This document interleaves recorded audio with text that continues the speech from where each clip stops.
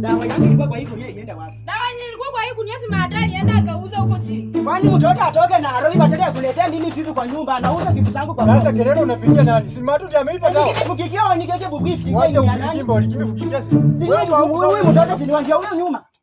Wewe dawa ulipeleka wapi? Dawa gani? Unataka dawa gani? Dawa huwezi toa dawa ya kumwagilia mahindi huko. Wewe ukataza na kupika siku moja. Na ulipeleka dawa na bibi. Kama wewe ni mwanaume uko na nguvu, shika mahindi ndio sasa unijue. Utafia mimi ni mkhanamua wa dawa. Wewe mama pia unanitafutanga tu. Wewe urudi kumali ulitoka wewe. Wewe nilikwambia hii mambo yako mimi si nilikukataza. Na ulipe hapa unataka waseme ni mimi na ndo. Unarudianga kwa dirisha sijai sema. Wewe ni sema huyu anarudia kwa dirisha akitanganyana. Kama nenda kurudia kwa anarudia kwa dirisha. Akirudia kwa dirisha kwani atapata mimba mtaanza kunilindia hapa. Atapata mimba utasekea kwa poma. wewe pigania huko mtanisema. Umesema mimi nimeiba dawa. Na wewe wenye mama chini. Kuja huku. Mimi kuja huku ukiritimba bana. Kuja huku ukiritimba ndio ni unaomba olanga mimi nani? Mimi unipendi kwa hivyo.